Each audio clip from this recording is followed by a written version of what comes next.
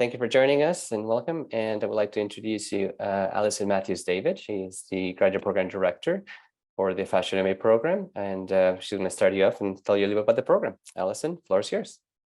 Hi, welcome everyone, and thank you so much for coming. I do recognize one or two faces, so it's really nice to see you again if I've met you in person before or on Zoom, but I'm thrilled to have you here tonight. And thank you for coming to learn more about the MA Fashion program. We have a wonderful program, and we're very excited to welcome in a new cohort next fall. So fingers crossed I'll see some of you again either then or before then.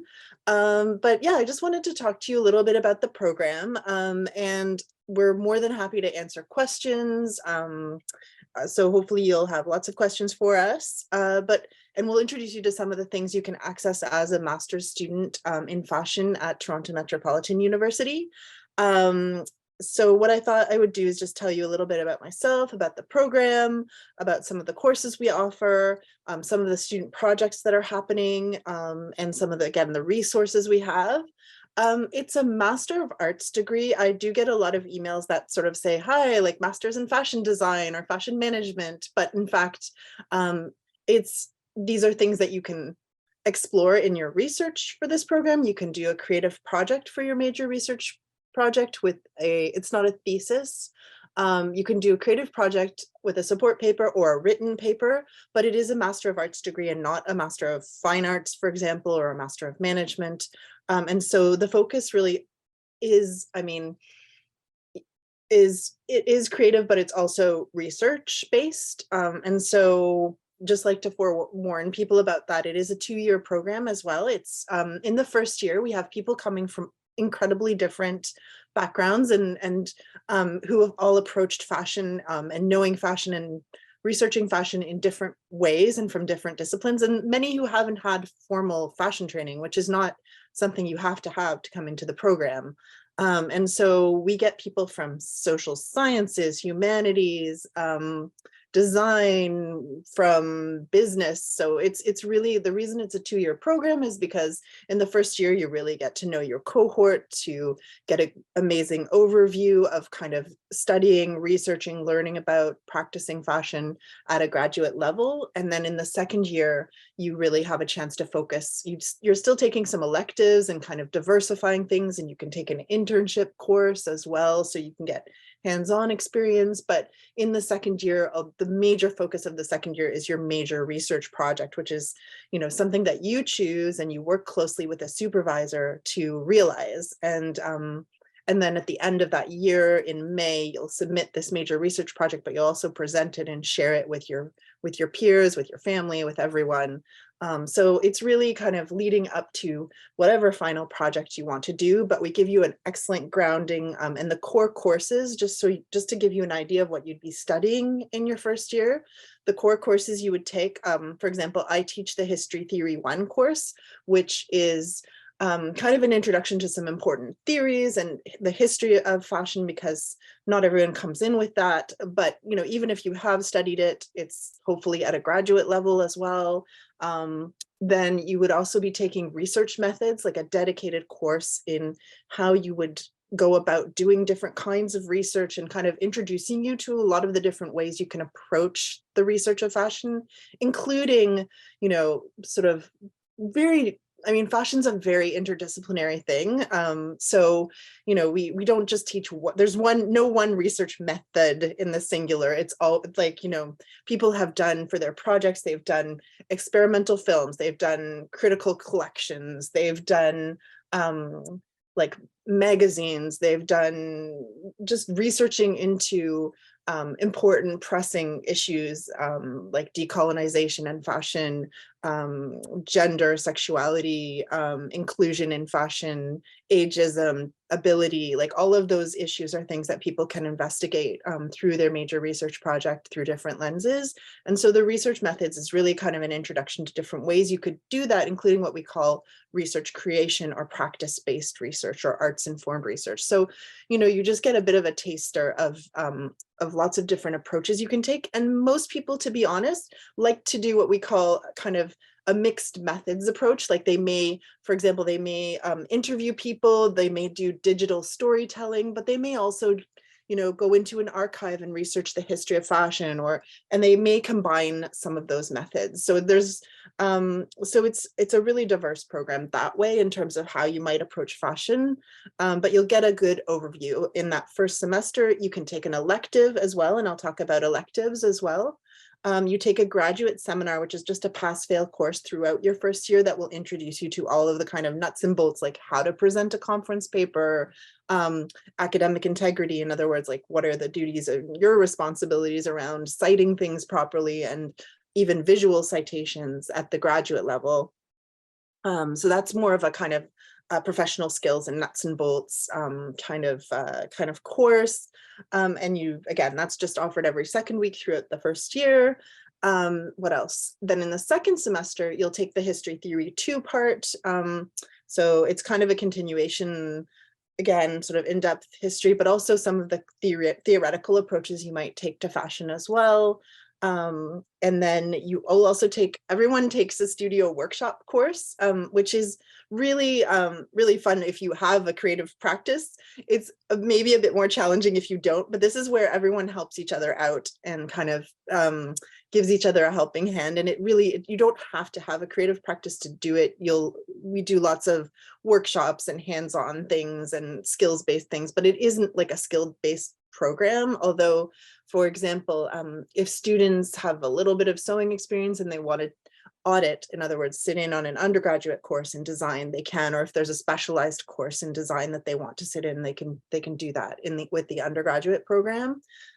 So, it isn't like we will teach you to design something from scratch necessarily, but we do have, you can audit with other courses in our undergraduate program, which is I know Millie has been in it, but it is a BDes, so a Bachelor of Design. So there are all of those courses that you can take part in. And Millie, even if you have taken courses, you can audit others if there's something that you haven't taken. Usually it's up to the instructor to decide, but most instructors are very happy to have graduate students do that. And then again, you'll take another elective. So let me just talk about what the electives are over the course. So you'll take 5 core courses total in your study. You'll take 4 elective courses. One of those can be an internship, but it's mandatory. It's optional, sorry. So you don't have to take an internship if you don't want, but we can help you do an internship in whatever field you're interested in. And that can be both in Canada or anywhere internationally as well. So there are a lot of options with the internship course, but we always try to tailor our electives to kind of what a particular 2 years of the program might be interested in. So we always offer every 2 years. Right now, this coming semester, we're offering a sustainability and design elective with a designer. We are offering a human-centered design course. I'm teaching history. I'm teaching a history course, history and kind of social justice course called Redressing Crime, because my own research is into kind of the histories of fashion and crime. So, it's a changing roster. There was a digital studio course offered in the fall, also an art and fashion course. So they change around, but that you will always be able to take sustainability, for example, as an elective. Over the course of your 2 years. We try to offer that every 2 years, but we do try to offer kind of a mixed grouping of both more hands-on courses as electives and more kind of history, theory, fashion studies type courses as well. For example, one of the other electives that I offer that's more hands-on, and we will potentially offer it next year, is curation as well. So if you're interested in curating, whether that's in a art, fashion space, that's something we might offer. But we always change it up every year and try to offer sustainability as a constant every 2 years. So as we know, there's a great interest in sustainability amongst our applicants. And it's one of our core, our guiding principles in the School of Fashion.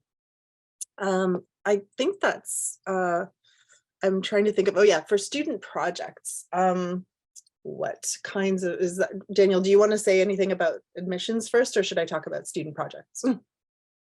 If you want, you can go ahead to student projects, then we can do admissions after, and then we'll jump into the questions. Great. Okay. Thank you. So student projects, I mean, they're again as varied as the students themselves. But what I can say is, I mean, if there's a project that you are interested in doing, this is a place where you can follow that and you can kind of initiate that. But for example, I had the project that I worked on this fall. I'm again in association with my fashion and crime project. We were able to receive a donation to our fashion research collection of shoe lasts and shoemaking and garment making equipment that had been used in the Kingston Penitentiary, so a federal prison.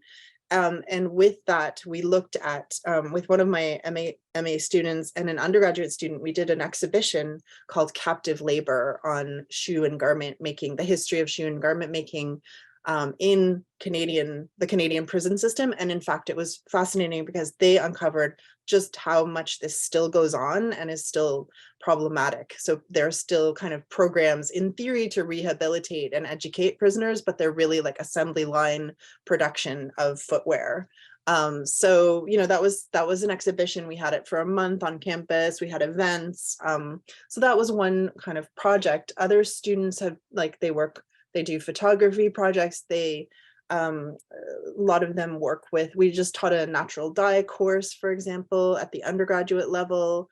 And again, you know, that's, we've had critical craft courses. Trying to think of some more projects that we've had recently. I mean, it's really all across the board in terms of what kinds of projects students work on. Yeah. But they can also engage, like a lot of students are interested in engaging with through their internships or through publishing their work. We have a couple of kind of flagship things at Toronto Metropolitan University and in the Creative School, which is the faculty that I'm in, and that the School of Fashion is in. And one of those is a journal called Fashion Studies, which I highly recommend having a look at. We just had a launch of our volume 4, but it's an open access journal, so anyone can look at it. That's really important to us. And we also just did our very first special issue, which was co-edited by Dr. Ben Barry and Riley Kucherin, who is an Indigenous faculty member here, and Ben Barry is the Dean of Fashion at Parsons, and it was called Fashioning Resurgence. So it was looking at Indigenous fashion. So I highly recommend have a look at Fashioning Resurgence. It's a great idea to see kind of what kinds of things are going on. We also just published volume 4. So if you want to get a sense of, our graduate students often publish with us. So if you want to get an idea of some of the work that graduate students have done and do your research before you come in, have a look at Fashion Studies. And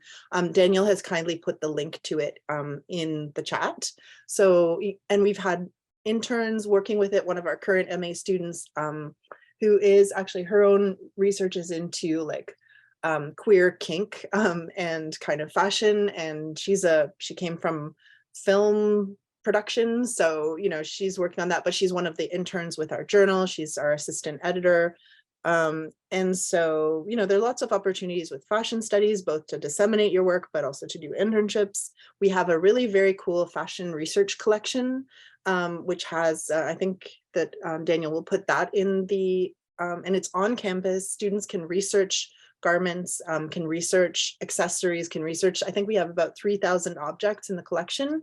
So you will get to engage with those objects as well, research them. People are, you know, maybe do an exhibition with them. There's lots of potential to do that, to work with our fashion research collection, which again, Daniel has put in the chat. And then finally, if you're more interested in the kind of entrepreneurial and business sides of fashion, we also have the fashion zone, and we have a couple of zones on campus, including, I believe, well, maybe Daniel can speak to that, but this is the fashion zone, but there are other zones and there are new spaces that are kind of across the creative school, including, I think it's like the digital fabrication zone. I'm not a maker, so I don't know as well, but I know that one of our instructors for the digital studio course introduced students to all of the new resources available on campus, including things like laser cutting.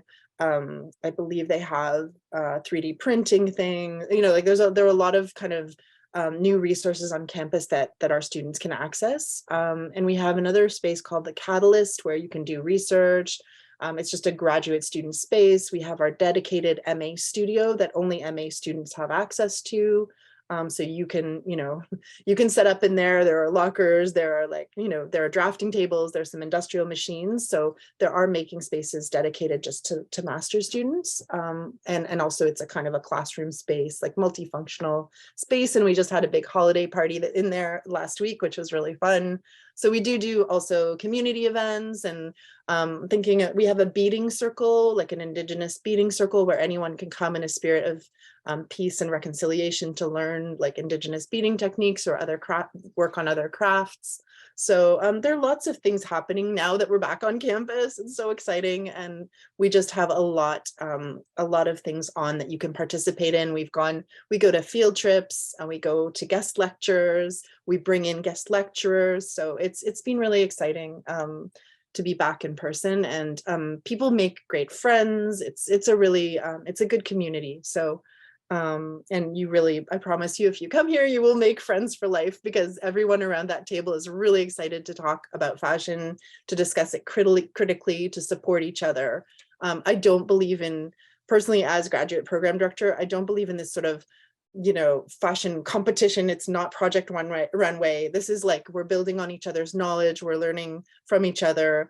We're creating community, we're caring for each other. And I think that's really, really important. That's, for me, more important than this sort of, it's important to challenge the way the industry is presented, the way the industry happens. And I think that this kind of critical approach to fashion, it's certainly happening in our undergraduate, but I think it can happen in a really, hopefully like a safe and encouraging space in the master's program. And I wholeheartedly believe in that. So yeah, so that's what that's I guess what I have to say, but I'm happy to answer any questions you have. But as I say, I'm really like, and our students go on to do all sorts of things. Some of them will start their own businesses. Like one of them, Leonie, has started a sustainable fashion business. Another one has become a tattoo artist professionally. Other people have gone on to do PhDs. It's just, or to go into PR. Like there are endless numbers of, of kind of career options that you can go into from this master's, but it really depends what you bring to it. Will help you along your journey. Yeah. So yeah, question. Or Daniel, did you want to talk about admissions first quickly? No, we can answer a couple of questions, and then we'll do admissions after. Great. Go ahead, Winnie. Oh, hi. I'm the fashion student of the Ryerson, or we can talk PMU. I'm in the first year, so I'm planning for now. Oh, and great. I just have one little question. I know this is fashion program is like 2 years, but is there any chance I can make it like finish it in 1 year? No, not really. Sorry.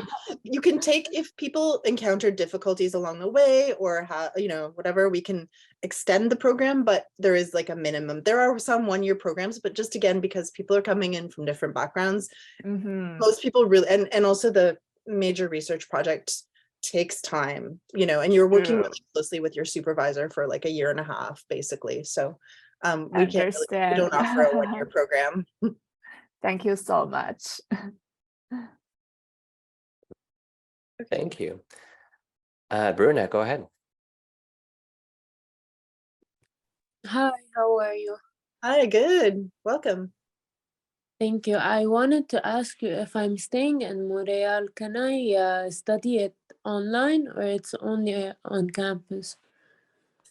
We were online that's a great question. We were online during the pandemic, but now that, we're still kind of, not that we don't have after effects from the pandemic, but now all of our teaching is in person. So, so you'd have to come to Toronto. Yeah. Okay, thank you. Yeah, no problem. Okay, I don't see another question, so I'm just going to go through quickly the admissions process and sort of explain you how that works. And then I'm sure that will hopefully spark a couple of questions here and there. And so the process is pretty straightforward. It's mostly done online. It's a two-step process. The first step, you have to go through the OUAC website, and I'll put the links in the chat after I finish this, but you basically go through the OUAC website, that's the Ontario University's website, go in there, let them know that you want to come to the program to Toronto MU for the Fashion MA program. That's step one. In there, all you really need is your academic background, your information, contact info, as well as the contact information for the people are going to write your letters of recommendation. We'll go more in details about those requirements in a second, but just keep that in mind. Now, once you do that, the OUAC will basically send an confirmation to Toronto MU that you want to come to the program. Admissions will receive that information. It will take about then 3 to 5 business days between step one, and then step two will be you get an email from the university saying, welcome, I will appreciate your application, and here's information that you need in order for you to submit the rest of the requirements. And this for your CV, for your portfolio, for your letter of intent, et cetera, again, we'll talk about those, but that happens at the second step.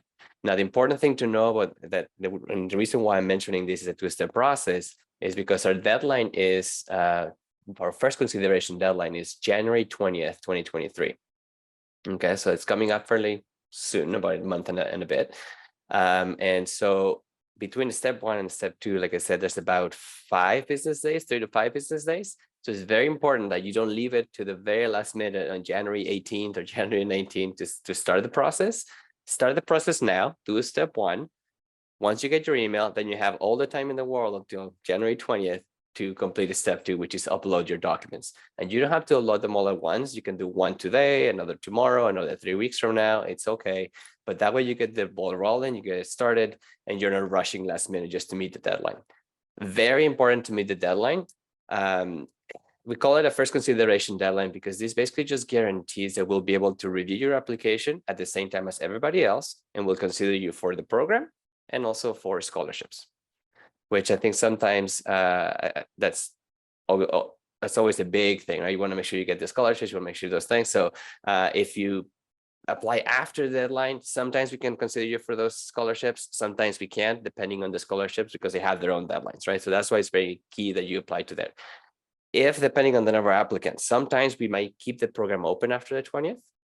And that might be a couple of weeks, that might be a couple of months. We don't know because it does depend on applicants. So that's another reason why you want to make sure you keep it January 20th as your goal to submit. Okay. All right. So that's one of the main things in terms of admissions.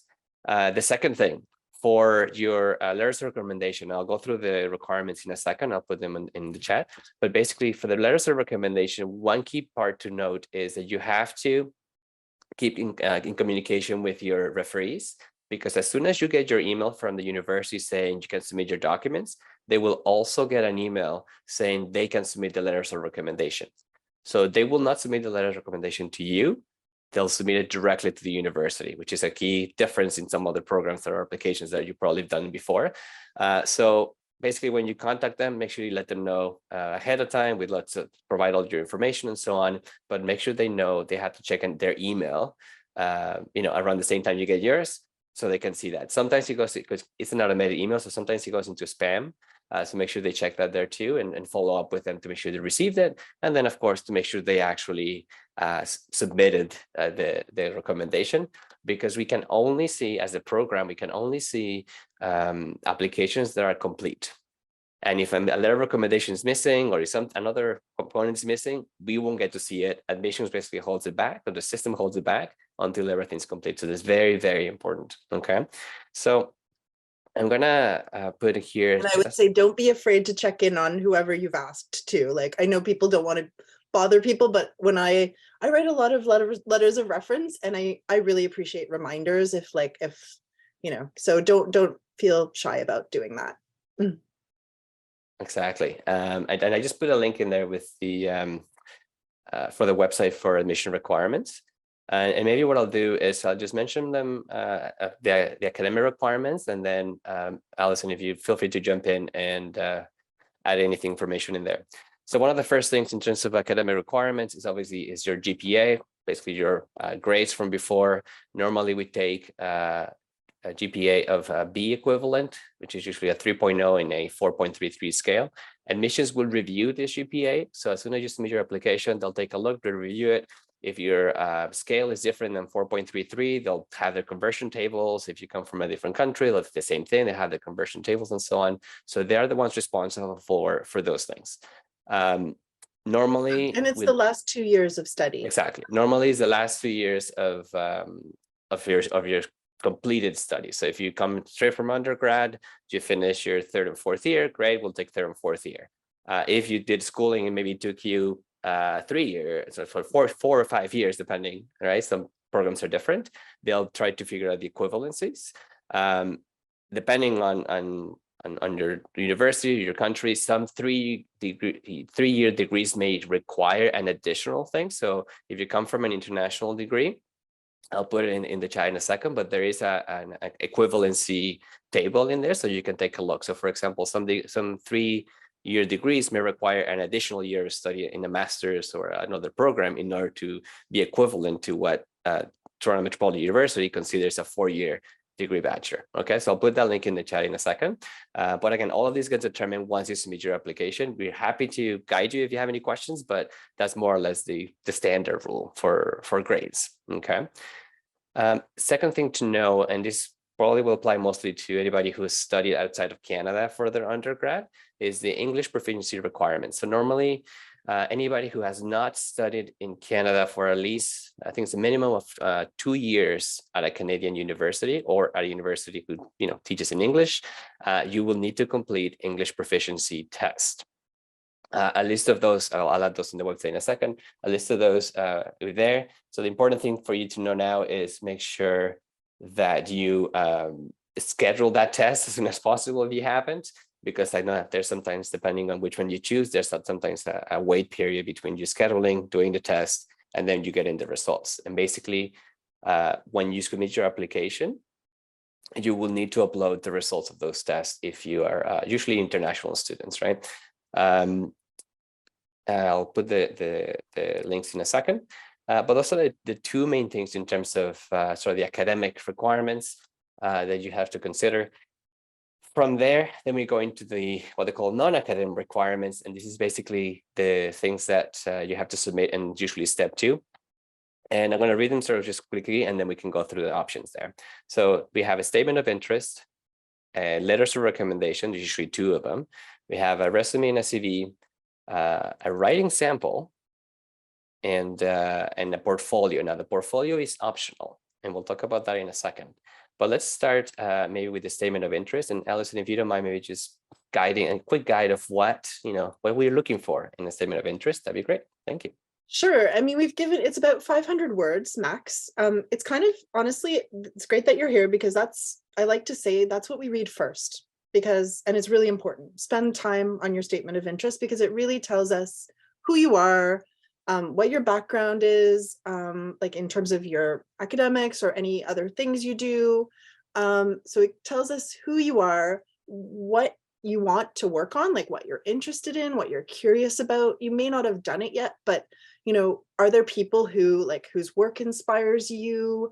Are there are there people out there, whether it's a researcher, whether it's a designer, whether it's someone who's a social activist, is there what is your who inspires you to want to do this work? Maybe it's a family member, I don't know. But tell us a little bit about who you are, what you aspire to, what you would like to research, learn more about, what would you like to make, depending on who you are. Share that with us, and then we get a sense of who's applying. And also it shows us also if you've done a bit of research about the program, if you've looked at kind of what we offer, because again, sometimes we get applications that are really like, I want to design just like a mass-produced commercial collection or something, and there are programs where you can do that, but that's not something, like if you come in with no design experience, this isn't the program for you. Like, we're not going to teach you how to design like wedding dresses, right? So I'm not saying you necessarily want to do that, but just like most people, even if it's something you haven't had a chance to study, something you'd like to learn more about. And have a look at some of our course offerings too. Have a look at like all of the links that were in the chat, like see what we, get a sense of what students have been doing if you can. I'm sorry, we haven't updated our post-pandemic, we haven't really updated our website that much. So I would say look more at like the journal, the fashion research collection, because there are students who publish on that. There's a blog. Do a little bit of research about the program, because we want to know like it's a good fit for you as well, right? And so kind of maybe even if we don't assign supervisors in advance, but if there are people in the faculty that you think their research is interesting, if you think that what they do is interesting, you can mention them. Like, I might want to work with this person. This person's research interests me. This person does interesting creative practice. So have a look on our website, like familiarize yourself with the faculty who are teaching as well. We often also bring in like people from industry as well. Like we did do an avant-garde fashion class with Mick Carter, who has a wonderful kind of non-binary, fabulous like fashion design practice to do an avant-garde fashion course. So, we do bring in people from industry, but you can get a sense of who the permanent faculty are from our website. So have a look at that. And then finally, like tell us if you're comfortable, tell us a little bit about, your referees will also speak to this, like, but, let us know a bit about who you are, if you're comfortable with that, and kind of, like tell us a bit about you and about what your background is and what you'd like to do with us. So I'd say that is really like, a key piece. So feel free to reference other sources, or, it shows us who you are and what you want to do. So statement of interest, very key, even though it's short. And it's actually sometimes harder to write something short because you want to, I'm sure you all have a lot to tell us, but like, what are you going to tell us specifically in 500 words? So yeah. Excellent. And just another piece of advice, grammar and spelling, guys. Oh yeah. Grammar and spelling. Please check it, triple check it. It makes a big difference. Yes, it makes a big difference. Next thing would be the letters of recommendation. For this, you need 2 letters of recommendation, preferably from an academic referee. So this be an instructor, a professor, someone that knows you from an academic background. Now, if that is not possible, maybe you've been out of school for a few years, or you didn't keep in touch with your instructors or professors, they're retired or something like that. You can substitute, maybe one for a professional letter of recommendation from a previous employer. The important thing here, though, is that you let them know that we want to know as much information as possible. One of the things that happens sometimes with professional letters is basically that you say, John Smith's great, let him into the program, and it stops there. And we obviously want more information than that. We want to know why you're great, how they know you, what your skills are, what kind of skills they saw from how they met you, all those different things that actually give the committee a bigger picture of who you are, rather than just that thumbs up, right? So very important to let them know. In order to do that, share as much information with them about your application as you can, your CV, your resume, your statement of interest. Your statement of interest, exactly. everything. Like start with the statement of interest, because then they'll also know what you want to do.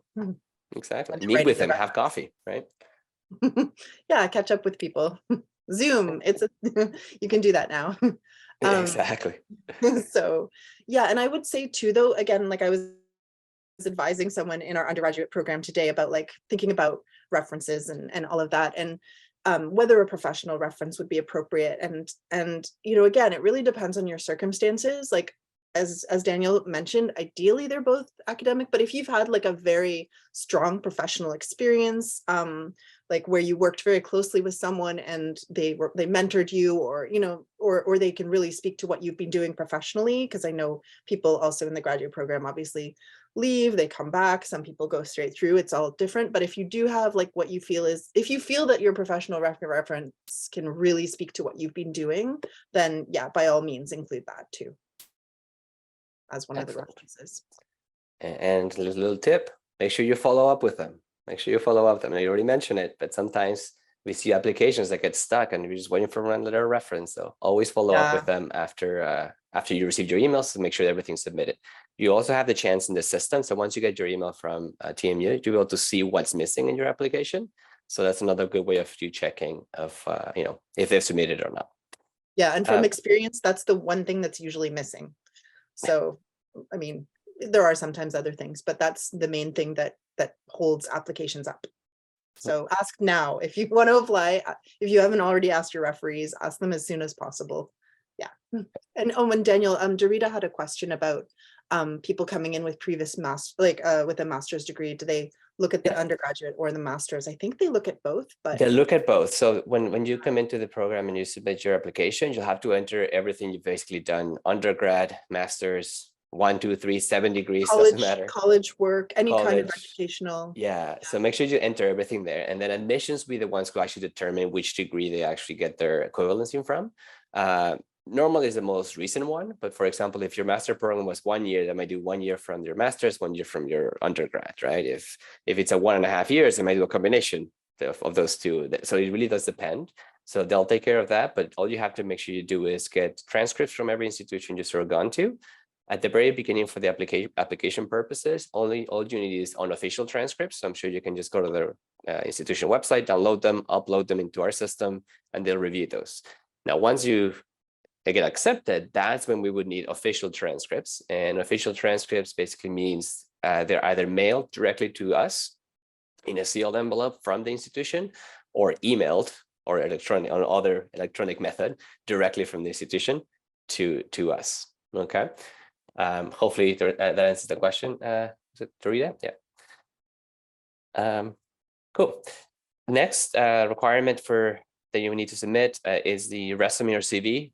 This one's pretty straightforward. Just as much information that you think is applicable and supports your statement of interest and supports your application, put it in there. It is not like you're not necessarily applying for a job where it has to be limited to 1 page. No, educational throw as CVs much. are different, Yeah. like the kind of CV again, and I encourage you also, like, I think people forget sometimes, like, if you've won any kind of awards or if you've done volunteering or community service, like all of those things are really important. And we understand too that obviously in the current economy and like people are working, like we know that not everyone has access to these kinds of like we don't expect you to have interned for free at like Chanel or something. Like not everyone can do that. And so it's just more of, again, we don't necessarily judge them as so different, like this one is amazing, this one isn't, but just, again, it's another chance for us to get to know who you are. And and again, like give us a full picture, not just, like we'll look at your professional experience, we'll look at like your education, but like any other kinds of things you've done, those are also interesting. And so it doesn't have to be just like a job CV, I guess, like a professional CV that has to be tiny. Just show us what you've done in your life. Excellent. Next one would be the writing sample. And so you're coming to an academic program. So basically we want to see how well you can write, how well you can, express your ideas, your thoughts. Normally the length of it is 7 to 10 pages, double space, 12-point form, the standard. And again, it doesn't have to be specifically in the subject of fashion. It's more about just for the committee to see or to learn your writing skills and make sure that you're able to, write at the master's level. Any other advice on that one, Allison? Yeah, I would just say, like, this is a mandatory thing because yes, there is like, I mean, there's quite a lot of reading and writing in the program. I know that sounds pretty basic. It's a master's, but yeah, we want to kind of, again, and we know, again, people may not have a writing sample that's fashion specific. That's fine. Just show us your writing, maybe, and not like, not style blogging, but like your research, so something with citations, both in text with references. Again, doesn't have to be fashion specific, but your best paper, so send us that. And what else I would say about that? People also do ask, can I send something that was co-written? If some people have published papers, for example. I'm not saying everyone has, but really, I suppose you like reach out to me and or Daniel, like if that's the case, because if it's clear what you have done from a certain, like if it's split 50-50 or something, then we can kind of have a quick look at all of it. But ideally it's something that you have personally written. And And this is the writing sample really is the mandatory piece of that has to go in. And I think a lot of people, like if you have a creative background, if you have a strong portfolio, we'd love to see it and do submit it. But if you don't, it won't penalize you if you just submit a paper like that. You can do a written project for this course, like for this MA. So it's fine. Just, yeah, send us your best writing. And yeah, I guess that's what I would say, but feel free to ask questions if you're not sure. And that's actually a great segue because the last portion is the portfolio, which Alison mentioned. It is not a required component. It is an optional component. So it really does depend on what you've done before and your background and so on and so forth. It is usually your creative work and that you've done, 5 to 7 pieces that you put together to showcase what that is. Now, a couple of things to note about this. One, when you're submitting your requirements to us, everything has to be submitted via a PDF file. Okay, so if for all the other requirements, it's straightforward. It's a written statement, create a PDF, and you send it off.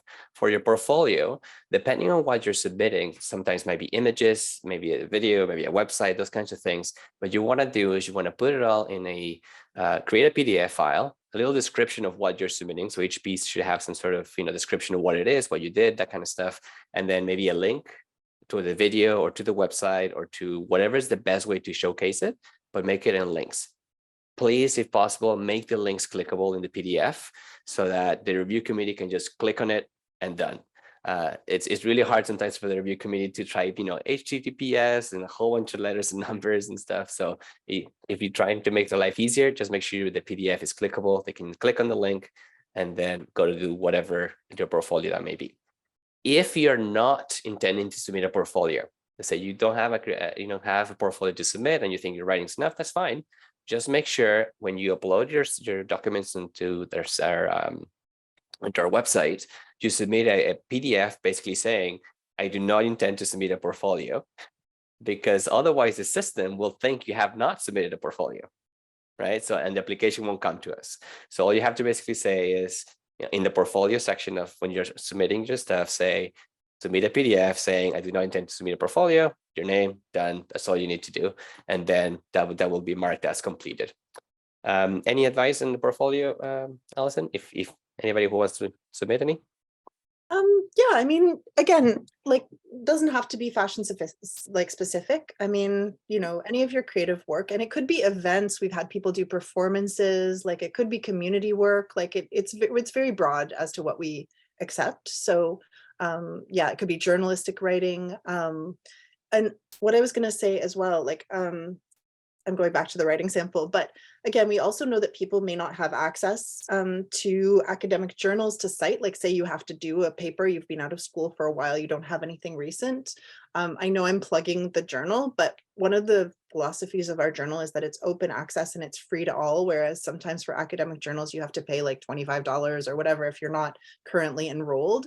So honestly, have a look. We now have 4 volumes and 1 special issue, and it'll give you a sense of like some of the debates and creative practice that's happening now. So like one of the reasons we founded it was for this very reason, so that people who wanted to maybe return to study or wanted to get a sense of what was going on could consult it for free. So make use of that resource if you want to. You can also bring in other things, but if you're not kind of sure like what academic study or creative practice looks like at the graduate level, and like have a look at fashion studies, I would say, and feel free to cite that. And Pavis is asking what the maximum number of pages for the CV is. I mean, consider we're looking at a lot of applications, so I would not go beyond like 2 to 3 pages, I would say maximum, but it doesn't have to be a page. Yeah. So, but for the portfolio, yeah, I don't have any more advice. I mean, just show us your best creative work, work that you think speaks to who you are and what your creative practice is like. So. Thank you. Warning, I think you have a question. Go ahead. Oh, yes, I have 2 questions basically. So the first one is about a writing sample. So it is like 7 to 10 pages. It have to be in one like same topic, or just as long as anything. 7 to 10 pages. Many like course in the semester I have 7 courses and I finished a lot of writing. So is that okay? I just put all the writing together, like 3 or maybe 3 to 4 different kind of writing. Is that okay? Ideally, no, it would be like a more in-depth one paper. Just one paper. Like Yeah, because some people have submitted things like, they've written blogs and stuff. Put that in your like if you do have like styling or a blog post or sort of journalistic writing, that could go in your creative portfolio as well. So, but for the research essay, like you will be right. Like, I'm not saying I do all kinds of things. I like make people podcast. I have like a blog for the class and it's still like a research blog. Like I'm not saying you're necessarily writing essays, but when you do the major research project, if you do a creative project, the support paper you write for it will be 30 to 40 pages. And if you do a written project, it'll be 40 to 60 pages. So that's why we ask for like, you may not have written most people won't have written something that long. We don't expect you to, but that's why we ask for the 7 to 10 page paper, because it shows us that like a kind of sustained writing. Okay, so yeah, sorry, I might not really make it clear just about like, it is all academic writing. Yes. So it's only one academic writing, which is 7 to 10 pages long. So it's okay if I read 3 academic writing. Just submit one. Just submit one. Okay, I will try to make it 7 to 10 pages. 7 to 10. Yeah, no, don't submit extra. It's fine. Like we're reviewing a lot of applications, so one strong essay is better than like sort of a lot of stuff. I got it. I totally understand. Same thing for your portfolio. Like show us your best work. If there's not as much of it, that's okay. Thank you. So about the portfolio thing, because I feel like we don't really have like a really strict rules about the portfolio stuff, but we have like a recommendation, like it's better to be 30 for 40 pages, or it's only like, because when I check in another program, I forgot which one, it just say only 3 projects maximum. I think it's the same for us, isn't it, Daniel? I should have. In terms of the portfolio? Yeah, we give a suggestion of how a maximum, I think, but I should double check. Yeah, so for the portfolio, it's 5 to 7 pieces. 5 to 7 5 to 7 pieces, yeah. But like a piece could be, say you do theater design, you could show a few images from like a theater production, or like sketches, process work, like whatever you feel shows us your work, but don't show more. Don't give us like 20 different projects you've done. I got it. So too much to get a sense. We have like a pages recommendation, because it's all gonna transfer to the PDF. It's the last step, right? So do we have like a requirement? Well, no bigger than, I don't know, 1 GB or something. Oh, good question. No, I mean, like if there's a minimum of 5 projects, I'd say, anywhere from, if you've got like, and feel free to describe the projects, tell us what they are, like within that PDF, but within that portfolio. But I mean, you could have a minimum of 5 pages, but you might have up to 30, 40 for sure, depending on how much work you show us. Okay, great. So because I might design something about like an interaction design, so I might use like a Figma or outside the link to show my prototype, because those something cannot transfer to the to the PDF document. Right. So is that okay? I include like some link. As Daniel said, like the links though have to be clickable on a PDF. Oh, clickable. Okay. Yeah. Yeah, that works perfectly fine. So obviously you might have multimedia work, like we don't know. Thank you. So if I have like some physical, like if I make some like dress or make some like a fabric sample, so I just scan them and transfer to like a PDF picture, or is that yeah, photograph them. Exactly. Photograph them clearly for us. Yeah. Thank you so much. I believe there's a declaration of authorship as well, Daniel. Like you should be showing us obviously your work and declaring that it's your work. Yeah, there's no specific form for it, but yes, I just include that in the PDF. So for example, if you did something with someone else together, always put the information in the PDF in the description. So this was a collaboration between me and whoever. This is the portion that I worked on. This is the portion that the other person worked on. So always put that on the PDFs, and that's a great point. Yeah, like if you've done styling but not the design, tell us the styling you've done, or tell us that you've done the makeup, or tell us what, or have you done the actual design of the garments? Like let us know what part you did in your creative. So same as like the other reference. If I get some like the inspiration from the other people idea, so I also gonna put a link in the back of my prototype. Sure. Yeah, we always like citations. Yes. Yes. That shows us that, I mean, for me, research and creative practice, we're building on knowledge, and so always reference that knowledge you're building on. I will. Great. Thank you so much. Yeah, no problem. And Sheila, do you have a question? Yeah, so I wanted to know if I still needed to submit like an English proficiency letter if I've had all my formal education in English. I don't think so. Daniel can speak to that, but I'm pretty sure you don't.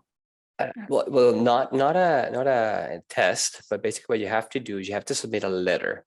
So what happens is, depending on your application, when you tell them what institutions you studied at and stuff like that, they will give you, you will get a notification in the portal saying you need to submit the English proficiency. If you get that and you've already studied in an institution for 2 years or longer that taught in English, all you need to do is get them to send you a letter saying that you studied in English with them for 2 years or longer, and then that's what you would upload instead of the test. Okay.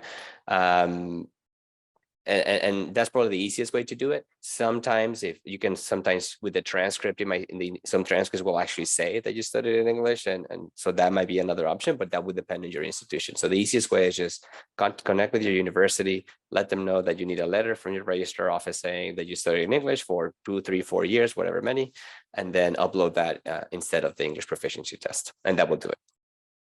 Okay, thanks, Daniel. Of course. Daniel is an administrative genius, so any and all questions, I just put the grad fashion email in the chat, so you can always send, like, if you're not sure, you can always, I'm not great with, like, I don't know all these things, so if you have questions more about like the courses, about like if you want me to put you in touch with a current student, anything like that, I can help you with that. So yeah, but there's the grad fashion email, and I also just wanted to put this in. We're going to switch over to Toronto. We've changed our name, as you may or may not know, but we've gone from being Ryerson to Toronto Metropolitan University.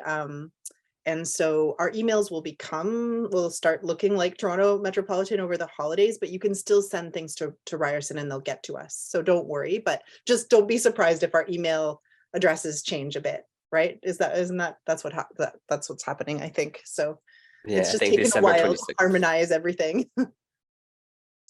Yeah. Millie, go ahead. You had a question. Hi. I just have a couple of questions about funding. Of course, yeah, great question. Is if you're admitted into the program, I'm wondering if you're guaranteed like GA-ship hours.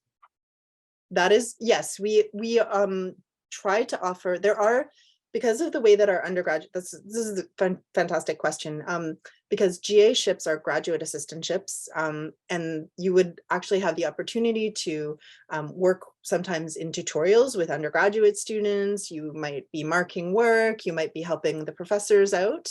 It pays very well per hour. You can have a look, but you can just apply through the careers website. We do like to send out offers with GA-ships attached. And we will try to do that. It sort of varies, but luckily, because of shifts in our curriculum, we have a lot of GA-ships available, which is great. So there should be, whether or not you receive it with your funding offer, you will probably be able to apply. You'll definitely be able to potentially have a guaranteed one, or potentially to apply, because there are a lot of them available, so that you are likely to get one, and you can apply not only in fashion but in other schools as well. Like there's professional communication, there's history, there are a lot of different faculty, sociology, there are a lot of different faculties that you can also do graduate assistantships in, but we have more in fashion than have ever been available before. So that's something that most students can do if they want to, and do it throughout their education. And we also offer, if teaching is a space that you're interested in, you can take free teaching like you have to do a kind of training session, but you can also take more in-depth teaching, like learning about how to teach, and do even like kind of mentorships with, if you go on to do the course, like I did a mentorship with one of our students who like designed her own syllabus and like got lots of good teaching experience. So that's another kind of, like, there are different paths you can take. Like you can go the entrepreneurial way and work with the Fashion Zone. You can nerd out in the fashion research collection and just look at like historical garments. You can, you can also, again, like go into that teaching and pedagogy direction. Like there are lots of different, you can kind of add a lot of different skills and experiences to your arsenal, I suppose, if you like to your learning. So, but yes, we do try to attach certain GA-ships to offers. And there is usually, especially for domestic students, I mean, Daniel can speak to this, international funding is a little more complicated, but in terms of domestic funding, we do tend to offer, I mean, there are a range of funding things available. We have been in the past, and hopefully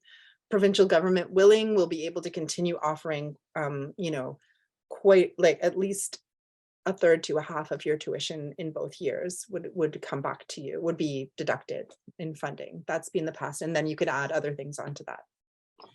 Yeah, great. That was my second question. I was wondering for this, like from what I understand, that we're kind of automatically considered for some entrance awards with our application. Would those be looking at cumulative GPA or same as application, like the last 2 years of study? Oh, in terms of, oh, sorry, go ahead, Daniel. So it will actually vary. So there's a few scholarships I would say that are automatic at the beginning. So we basically take a look at your admissions application, and there's two. There's the Ryerson, soon to be renamed fellowship, and there's also the development award. Now, both of those are sort of automatic. You don't have to do anything. We as a program and the admissions committee will sort of determine those. The range of those go from, I think, $2,000 up to, I think, 5-6, depending, based on just your application. That's all you have to really do, submit your application. This applies to both domestic and international. We also have another one, which is called the Ontario Graduate Fellowship, I think it's called, and it's basically $12,000. We usually get 1 or 2 of those per program, usually 1, and then again, based to the top ranking in admissions. And then we have the bigger ones that you have to apply or submit applications for. This is one of them is the Ontario Graduate Scholarship. That one, you basically will review your application. Is based on your last 2 completed years of study. Individually, they have to get a minimum GPA of A-, and that would qualify you. If after we review your application, we see you qualify, we'll then contact you to submit the rest of the application. That will happen sometime between February and March. And then we'll submit your application to the review committee. It happens university-wide. And then we'll notify the recipients, I want to say May to June, and then all the way until the program begins, because sometimes people cancel the application, so there's more awards that come up and so on and so forth. And we actually been pretty lucky. I think last year, at the top of my head, I want to say we got about 4 or 5 of those, which is actually really great. I mean, you know, for a program with like 18 people, so it's great. Anyway, we'll help you. We'll guide you through that process if you're eligible, for sure. Yeah. You may, again, if you're eligible for that with the A- or A average, you will also be eligible for the social, if you're a Canadian citizen or permanent resident, you'll also be eligible for federal funding, which is like up to $17,500 for your second year. So yeah, we like anyone who's eligible for that, like we give funding to everyone that we can, but some people will be eligible for based on their GPA for additional funding. So yeah, but we like to get as much funding to people and as much money to people as we can. So yeah. Yeah, and these are mostly renewable every year. So, well, not renewable, but so we do it on a yearly basis. So we'll notify you of funding for your first year. Once you go into second year, sometime this summer, we'll let you know what the funding is for second year as well. It might be different, might be the same, again, depending on a variety of factors. But so when you get your offer of admission, it'll tell you the funding for your first year only, and then we'll let you know for second year. I also put a link in the chat. It's called Financing Your Studies. So this is basically a compilation of all the scholarships that the university put together already. These are not all of them are handled by us, or we don't really manage them, but take a look, see which ones you qualify for. You guys are as the applicants or the students are the best people to know, because you will know your background, your previous studies, your heritage, etc. There's a variety of factors that involve that. So make sure you take a note of that, as well as the dates, the deadlines, all that kind of thing. Okay. Any other scholarships, like program scholarships, will notify students via email. So if there's more specific ones that happen throughout the year, we'll let you guys know when the call for submissions are, and we'll go from there. I also added the careers website in there. Because if you don't get assigned a GA at the very beginning with your offer, there still might be other GA or RA positions or any other career boost type positions that you can apply for. And those ones will happen throughout the entire year. So usually at the beginning of each term, but you can check the website often and it will show you, so you can see what's open. If you qualify, apply. Rates vary depending on the position, but it's a good way of sort of helping as well in terms of funding and supporting your tuition fees, all that kind of stuff, cost of living. Thank you so Yeah, much. that's helpful. And I was gonna say, I'll address the other thing to keep in mind too, is that even though it's a 2-year program, the first year is 3 semesters. So you're paying for fall, winter, and spring, summer. When you're still working with your supervisor, you need library access, all of those things. Whereas the second year is only 2 semesters. So it's 2/3 of the cost of your first year. So the second year is a little less expensive as well. It's not 2 full years. And then I'm just answering the question about GA funding. I'll answer that in the chat, but we can ask if people have more questions. Who's next? Wanning, go ahead. Oh, hi, thank you. So it is a question about the scholarship too. So because I'm not Canadian or PR, so is there any chance I can get any kind of like the scholarship stuff? Because I have a pretty good GPA, so. Yeah, there are some scholarships that also apply to international students, and that's perfectly fine. So like the automatic graduate development award applies to international students. That's fully automatic. You don't have to do anything. This is the equivalent one to the OGS. It used to be called the Ryerson Graduate Scholarship. It's going to be the TMU Graduate Scholarship. We will also be check for eligibility for that, and we'll notify you the same way as we do for the OGS. And then the rest, you probably want to check the Financing Studies website because there'll be other ones in there as well. I got it. Thank you. Another question is because I'm ready finished submission my application. So is there any way I can still apply for the funds and the scholarship after I finish the admission? So basically, yeah, that's fine. So I mean, we like I said, we take into account the January 20th deadline. So if you already submitted your application, that's perfectly fine. We review all the applications after that first consideration deadline, and that's when we'll take a look at for awards, for submission, for funding, all that kind of stuff happens at that point. So if you already submitted your application, great, no problem. We'll still be considered once we review everything after January 20th. And then any other ones that happen afterwards, we'll notify you, or you'll be considered accordingly. So basically, scholarship is something I should consider after like January 15th.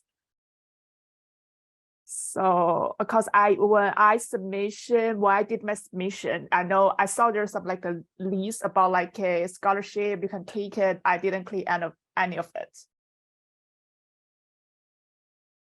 Sorry, I missed that part. So you didn't complete anywhere on the. Where should I? Where can I submit my? When can I apply my scholarship? Where and when? So if you look at the chat, there's a link called Financing Studies. I can post it up again in a second, but that's where you're going to find the links to each of the scholarships that we're talking about. All the ones that we review at the time of admissions, you don't have to really do anything on. We'll notify you if there's anything you need to do, but otherwise they're fully automatic. And if there's any, if you're coming as an international student, if there's any funding you can get in addition, because tuition is expensive, like if there's any funding you can get from your own country, or like, we definitely also recommend applying to that. That can only help. I will try my best. Yeah. And thank you. And the last question is about the application. So I know I make a little mistake in my application. So I know I cannot change it after I submit the application. So is that okay? I'll just email it to you and to the what is called fashion admission something. I know there's an email. So it's a gradfashion@ryerson.ca. great fashion. Depending on what it is, send us an email. Sometimes we can change certain things, sometimes we cannot. But send us an email, we'll take a look. If it's possible, we'll update it. If it's not, then we'll have to review what you submitted. But yeah, do send us an email, we'll take a look on a case-by-case basis. Thank Okay, you. Sure, thank you so but much. try to like make sure what you submit is the final version. Yeah, I know I make a big mistake. Thank you. Okay, yeah, but let us know.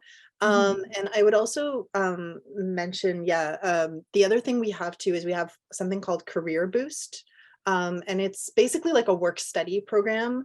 And we can, if there's, for example, for our editorial assistant for the journal, we also fund them through Career Boost. It's not as well paid as the GA-ships, but it's often you can get internship credit for it as well. The internship is 120 hours. So you'll hopefully, if you do say, for example, a Career Boost funded internship, you'll get both paid for it and you'll get credit for it if you do it as an internship. So that's another option on top of GA-ships. Sometimes there are research assistantships as well. So it just sort of depends, but those are usually with individual faculty members, but those are also posted on the website. So like the careers website. Hi, Charlotte. I recognize you. Nice to see you. Hi, nice to see you again. I was just wondering if well, I guess you kind of just touched on it, but if you could speak more towards the professional internship and like maybe what kind of things people pursue, like what organizations they might work with, etc. Yeah, that's a great question. I mean, it really, again, it varies. We have a kind of dedicated instructor for the internship, and we've changed it so most people do internships in the spring summer of their first year or their second year, because often like it can lead to kind of a job or more opportunities. Like not necessarily, you can do it anytime in your studies, but you work really closely with Eve Townsend, who's the internship instructor, and depends on the sector. Like some people will want to go into museums. We've had people at the Royal Ontario Museum, the Textile Museum, the Bata Shoe Museum. So if you're interested in that kind of sector, like other people have worked for PR firms, for publishing, for Holt Renfrew, like for small designers, like it's really really varied. And again, those are just, ones in Toronto, but people have gone to New York, to London, to Dubai, so it sort of depends on what you want to do, but it could be in very much like an industry. It can also, the internship can also be a research assistantship as well. I've had students like work on a research assistantship. You could work for our journal, you could work with the fashion zone. Like there are a lot of options as your internship, but it's basically 120 hours. And it's very much, I think it's I don't know. I think no, it's not pass fail, but it's very much like you write reports from your internship.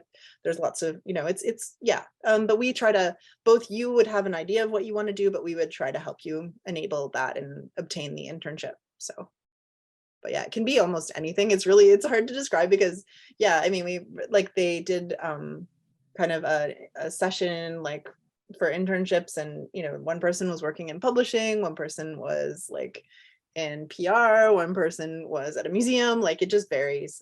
So one person worked for the journal. So yeah, it's whatever you want to do for your internship. Okay, awesome. Thank you so much. Yeah, no problem. Great. Did we answer all the questions now? There must be at least one more question.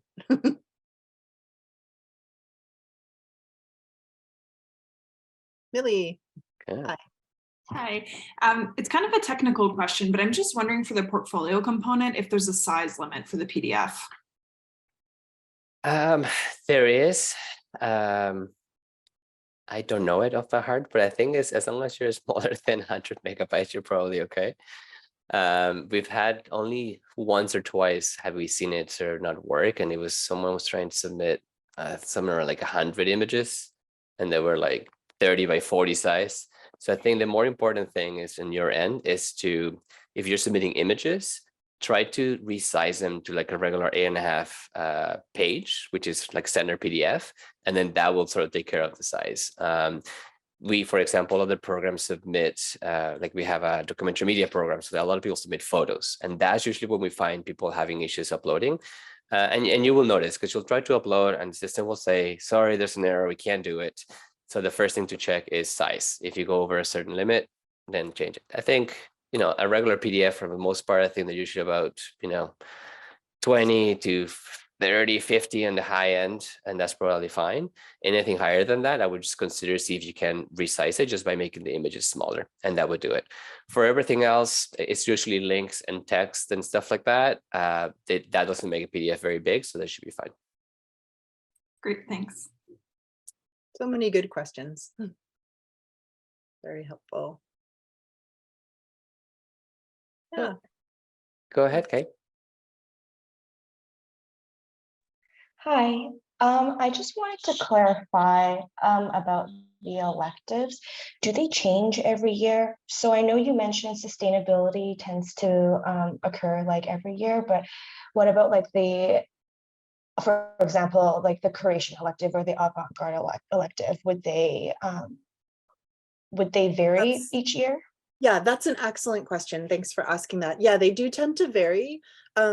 So for example, we also had a globalization and fashion elective in the fall.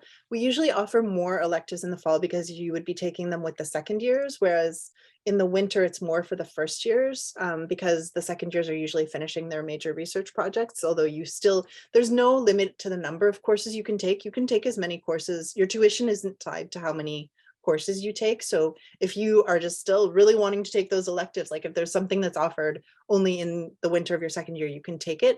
But we do tend to, we can't, because of like the availability of different like part-time people who might be doing something in industry, or for example, like we may not be able to get Mick to teach the avant-garde course every year, and so they do tend to vary. And we also do sometimes, again, my redressing crime class right now is a special topics course. So we try to also, because it's like if a faculty has a really like exciting research or like creative project that they're doing, there might be a course around that topic that they're researching. So for example, we did a course that was it was sort of like an event planning course, but it was on dress and disability as well. And it was Dr. Ben Berry. So they did an accessible fashion show as part of it. And that was related to that particular research project at that time. But the only one that we know we're going to offer is the sustainability one. Will be offered every 2 years because, again, like there's such an interest in it. But the other ones we try, as I mentioned, we try to offer like a variety of, when we see the incoming class, we also have a bit of an idea of like what kinds of things would be of interest, but I think because we're getting more and more also creative practitioners coming in, we do tend to offer at least one elective that's practice-based every semester. But the other ones will vary, but there will be something that's like, like digital studio, or as I mentioned, like next semester we have sustainability, but which again, like because of the way things pan out, and we are like, I'm trying to explain. It's hard to explain, but we really encourage people with creative backgrounds to work on other aspects of their work too. And we encourage people who don't come in with creative backgrounds to do creative work, right? So it's sort of like, I guess, something like human-centered design. You don't have to be a designer to take human-centered design. You might design anything for that course. Like you don't have to, it could be something written, like it could be an app. It could be like, it could be like a sports bra. It could be it could be all sorts of different things it could be a, like non-toxic something, like it's basically like, we try to make the electives kind of quite flexible. But yeah, we definitely make sure that, and we have a lot of faculty who are do hands-on work. So I don't know I know that doesn't really answer your question exactly, but we do try to tailor the electives as much as possible to the interests of like the incoming class. And if there's an elective you really want to see, like you can tell us, and maybe we can offer it in your second, like if there's a lot of interest in it. We can also do directed readings. That's something I forgot about. But if there's a topic like that you're really interested in, but it's just not on the books, but there's a faculty member you could work with. If you are like gung-ho motivated and you want that course if you want to pursue this directed study and kind of almost design the syllabus yourself, and the faculty members available to do that. I've done a couple of those. Other faculty members would do that. Even if there's 2 or 3 students interested, that's even better. But that's something that can happen too. Like if there's just really something you want to pursue in depth as like course format. So yeah. Right. Okay, sorry, so just to clarify, you said most of the electives, like most options are available during the fall semester. Yeah, there usually are 3 available in the fall Okay. and only 2 in the winter. It's just Okay. because of enrollment numbers, but we do have, I mean, there are open electives as well that are offered across the faculty. So if there's anything else being, I mean, Daniel can speak to this, but we're trying to move to like, there are communication and culture courses. I've even had students enroll in MBA courses. Like, there's no kind of formal system for that, but if you really see Okay. something else that's offered, like there are things on like radio and television, or I mean, also like there was a course on, you know, vampires and reality TV, like it's sort of, you know, there's all sorts of other courses on offer too that you can potentially enroll in. Yeah. Okay. And if I can just touch base quickly on that, Yeah, please, Daniel, basically, no, speak to that, 'cause he has the overview. and I think the idea is, like you mentioned, Allison, is we're trying to broaden your horizons, right? We're trying to support your research. So depending on what you're doing, a fashion course may not be the best thing. It might be media production or documentary media or MBA course or a business course or an engineering course. Like there's a whole, basically as a graduate student, you're open to any course in the university, as long as it's a graduate studies level course. And your supervisor, or in this case, the program director says, yes, this will be great for your research, and you get approval, we can make that happen for you. So really, almost any course in the books that's offered that semester, as long as they have, with the right permission, we can make it work for credit, if that's what you need. Or in some cases, you just want the knowledge. Maybe you don't need a credit anymore, but you want to see what they're doing in that course. So it's really interesting when it might help you do something in your project. And that's where we can maybe allow you to audit that course, right? Depending on the instructor. So it's a combination of those two things that gives us a flexibility to literally see any course in the university and offer it to our graduate students. So keep that in mind. Sorry, I have a follow-up question, if that's okay. Of course, yeah. So in regards to auditing courses, I know it was mentioned briefly way earlier in the session about auditing like undergrad courses. Is that possible for if we wanted to learn like some technical skills in fashion design and stuff that aren't offered at the master's level? Yeah, definitely. I mean, depending, like as I mentioned, like one of our students is she's not, your first semester is really intense. So it's probably just like, you know, if you get in and you're studying, we don't necessarily recommend it in first semester, but one of our students, Sophia, is like taking a first year fashion design course, like just as an auditor next semester. And then like other people have taken things like more specific things like fur design or jewelry design, or, you know, there's a lot on, and there are communications courses as well. So yeah, there's definitely, I don't think we've ever had an instructor actually turn a student away from auditing a course. We even we offered a natural dye course, and one of the students thought she might take it as well and didn't end up, but the instructor was very open to having her even enroll in the course as a special course. So if there's something on offer that you're interested in doing, you might not be able to do it your first semester just because of workload and all of that, but yeah, we'll make it happen. Yeah, and I think to note that, I think the most important part of there too is that sometimes the only limitation is your own workload, right? Because coming from undergrad to a grad program is a very different style. So learning and understanding what you can actually do on top of your regular courses is very important. So give yourself some time to do that, and then you can make those decisions. I mean, you'll be here for 5 semesters. So within those 5 semesters, you know, leave the first one to get acclimatized, figure out what everything is, your workload, and then after that, go from there. And we can usually make almost everything work as long as courses are offered and stuff like that. Yeah, and like just to concur with Allison, I manage all the 9 programs that we have in the faculty, and I haven't seen one course rejected in terms of auditing. There was except for one time, and that one time was because there was literally no space in the room. It was one of those courses that we were literally limited by fire code, where we couldn't actually fit another individual in the place. So other than that, it's usually okay. Yeah, fire code allowing, we will we'll make sure you can audit for sure. And again, this is the nice thing about a small program. They're going to be like probably 18 students in your cohort.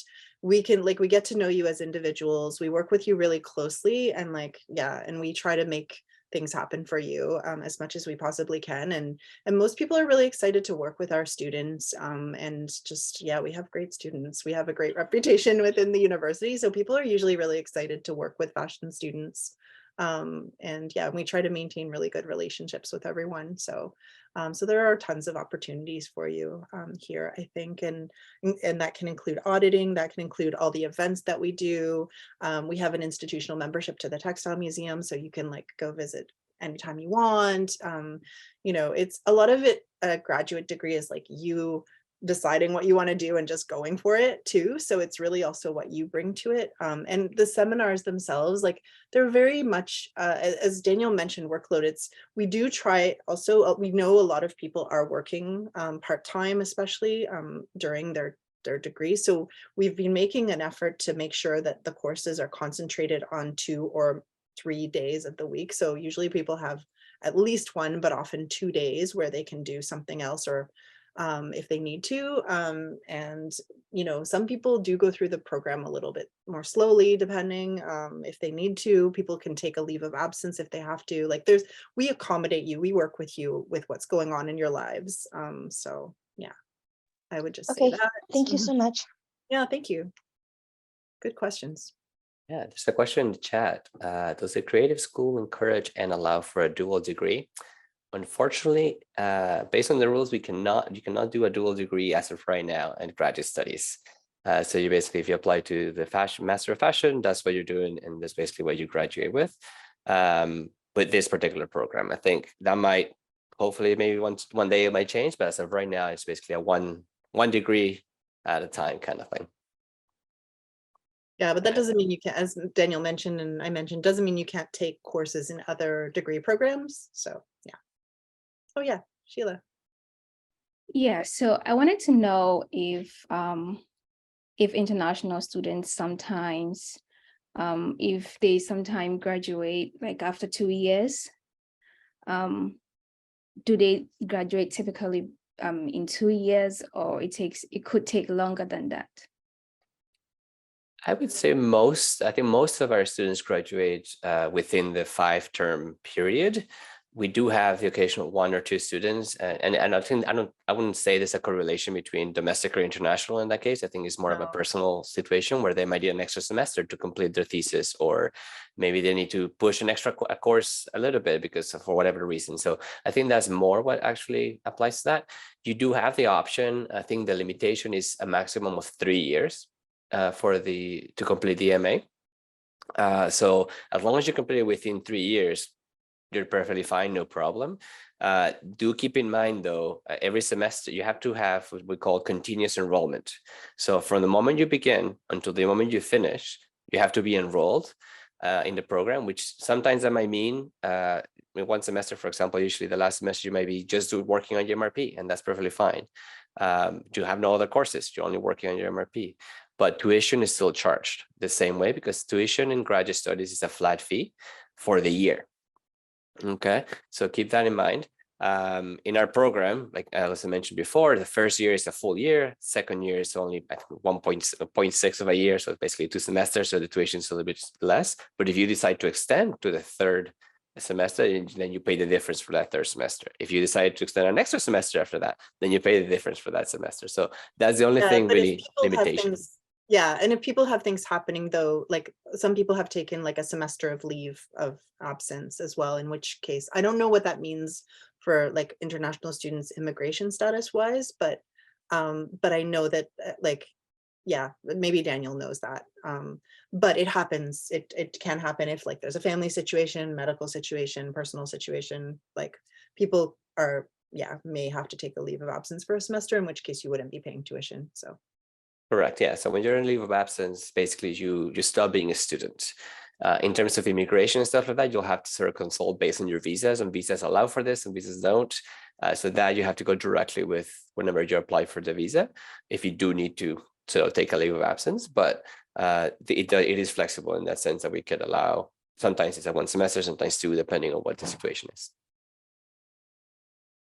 And obviously with the pandemic, that was happening for sure. Yeah, Kanishka. Yes, following that, I had a question. So the fee that is mentioned on your website for the course, that is for the whole program or per annum? That would be per year. Okay, got it. And another question regarding the submission of transcripts.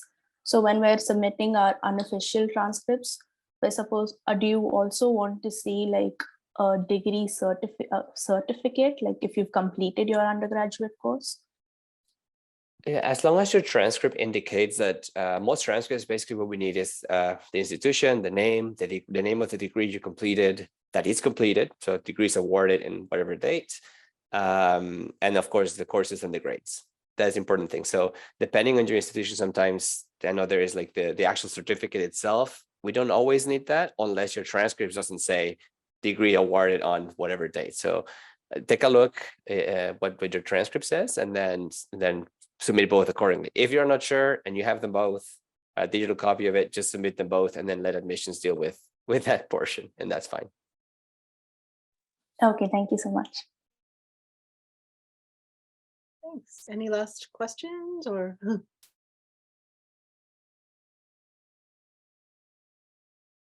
All right, going once, going twice. I love doing this, by the way. If you ever see any other info session where I'm at, I always do this at the end. Going threes.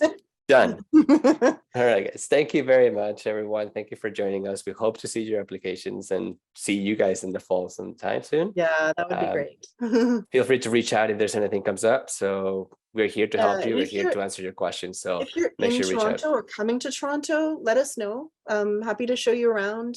Have you sit in on a seminar? Like, it's a great way to kind of get to know what we have on offer. And it's, you know, I took my undergraduates into the MA studio and they were all like, whoa, I didn't even know this was here. So yeah, we have our own dedicated space and it's nice. So thank you all for taking the time to come tonight, and yeah, reach out to us if you have further questions, but look forward to your applications. Thank you guys. Have a great night. The future is creative. The Creative School.